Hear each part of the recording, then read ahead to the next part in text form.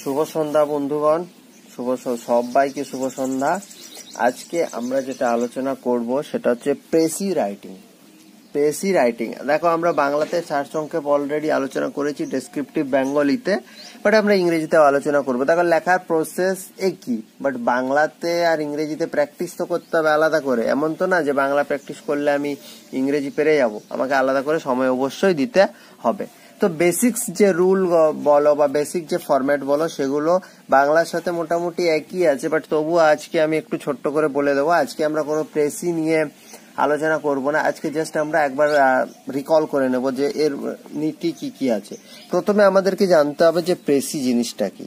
ঠিক আছে, প্রথমে আমাদেরকে জানতে হবে যে প্রেসি জিনিসটা কি। এরপর দেখো, প্রেসি নিয়ে অনেকে অনেক কিছু বলে, সেটা হচ্ছে ইংলিশ ডিপ লিটারেচারের ব্যাপার। ঠিক আছে, ইংলিশের যে লিটারেচার আছে সেই ইংলিশ ডিপ লিটারেচারের ব্যাপার।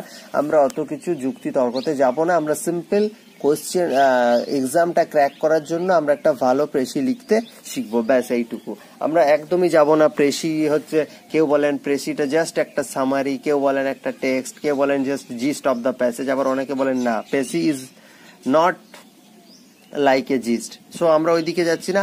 আমরা প্রেসি বলতে যতটুকু জানি যে একটা যে প্যাসেজ আমাদেরকে গিভেন থাকবে, সেই প্যাসেজটার আমাদেরকে 1/3 ওয়ার্ড, অ্যাটলিস্ট 1/3 ওয়ার্ডের মধ্যে লিখতে হবে। ঠিক আছে, এবং কি ছোট ছোট শব্দ লিখতে হবে, বেশি বড় শব্দ না, সেন্টেন্স, ছোট ছোট সেন্টেন্স লিখতে হবে, যাতে এই ওয়ার্ড লিমিটের মধ্যে আমরা মোটামুটি সেটাকে কমপ্লিট করতে পারি।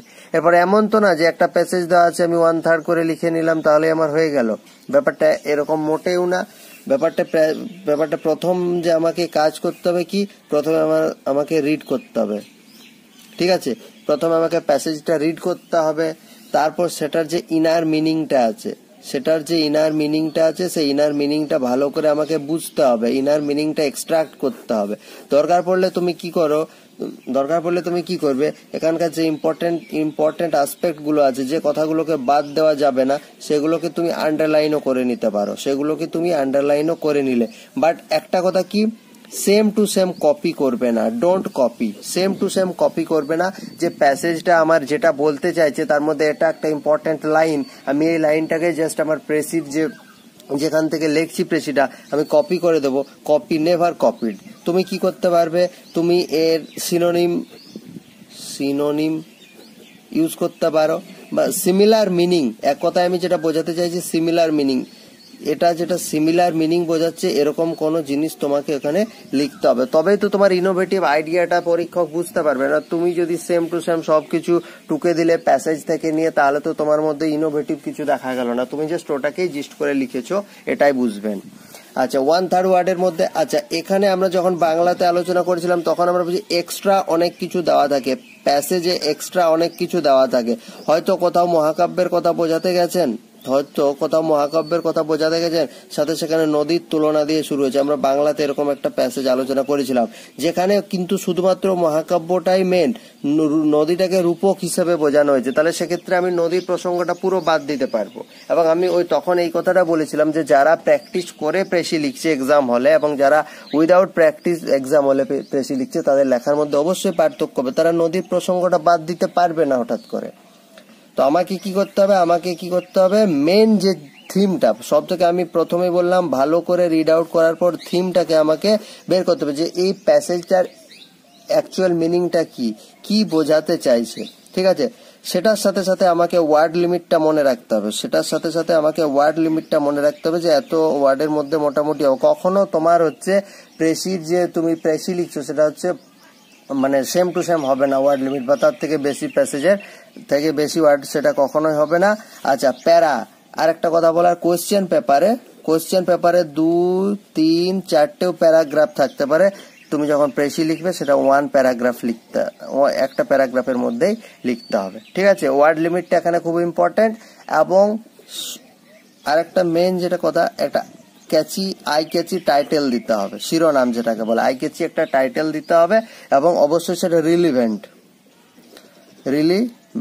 প্রাসঙ্গিক টাইটেল দিতে হবে। এটা যত আই ক্যাচি হবে তত বেশি মার্কস তুমি পাবে। তোকে এমনিতে যদি WBCS এর কথাই ভাবি, তাহলে 40 মার্কস থাকে। এরপর 40 মার্কসের মধ্যে তুমি বুঝতেই পারছো, তোমাকে যদি অ্যাবাভ 30 পেতে হয়, অ্যাবাভ 30 বা 25 প্লাস মার্কস পেতে হয়, তাহলে কিন্তু যথেষ্ট পরিমাণে তোমাকে প্র্যাকটিস করতে হবে।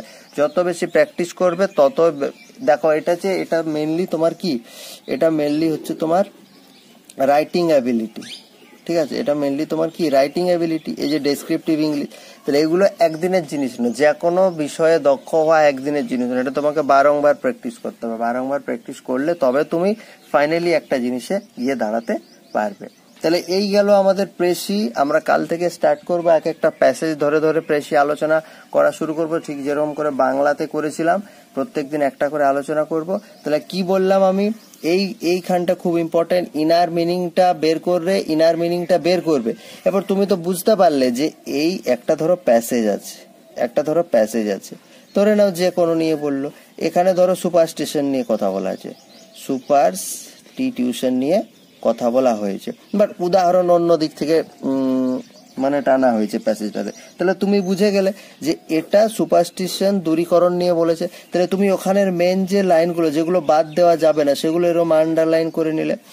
আন্ডারলাইন করে এটা যখন প্রেসি পেপারে যখন তুমি তুলছো, তোমাকে যে ব্ল্যাঙ্ক পেপারটা দেওয়া হবে, তখন তুমি এই যে এখান থেকে যে সেন্টেন্স বা ওয়ার্ডগুলো পাবে সেগুলো same to same direct copy করে দেবে না। আমি আবার বলছি, ডোন্ট কপি করে দেবে না। কি করবে, সেটার সিনোনিম ইউজ করবে, বা সিনোনিম যদি বা না জানো, মোটামুটি কাছাকাছি মিনিং এর কোনো ওয়ার্ড ইউজ করবে, যাতে কি হয় সেন্টেন্সটার মিনিংটা সিমিলার থাকে। সেম টু সেম কপি করলে না, বাট যেটা লিখলে আর ও যেটা লিখেছিল প্যাসেজে তার মিনিংটা মোটামুটি সিমিলার থাকে, ঠিক আছে। এবং ফাইনালি প্রেসি লেখার মেন উদ্দেশ্য হচ্ছে, একটা প্যাসেজ তো তুমি পড়লে, ধরে নাও এই প্যাসেজটা তুমি পড়লে, তাহলে এই প্যাসেজটা পড়ার পর তোমার মনে যা ধারণাটা জন্মাবে, যে জিসটা তৈরি হবে যে এই প্যাসেজটা এটা বলতে চাইছে, সেটার সাথে যেন তুমি যে প্যাসেজটা লিখলে সেটা যদি ম্যাচ করে, তাহলে তুমি জানবে প্রেসি লেখাটা ঠিকঠাক হচ্ছে। স্যাটিসফ্যাকশনটা আসল, এটা হচ্ছে আসল।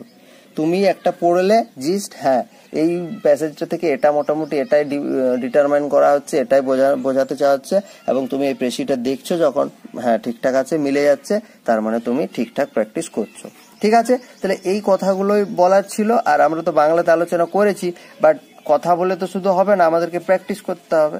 আচ্ছা, ওয়ার্ড লিমিটের ক্ষেত্রে একটা বলি, এটা 1/3 বেশি কখনো হবে না, ঠিক আছে। 1/3 বেশি কখনো হবে না, 1/3 কমই হবে, ঠিক আছে।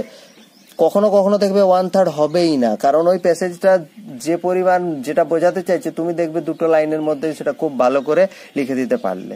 সো তোমাকে এমনও হতে পারে, বাট কম হতে পারে, নো প্রবলেম, বেশি কখনো হবে না 1/3, ঠিক আছে। ওকে, আজকে পর্যন্ত, আমরা প্র্যাকটিস করবো কাল থেকে। থ্যাংক ইউ, দেখা হচ্ছে পরের ভিডিওতে।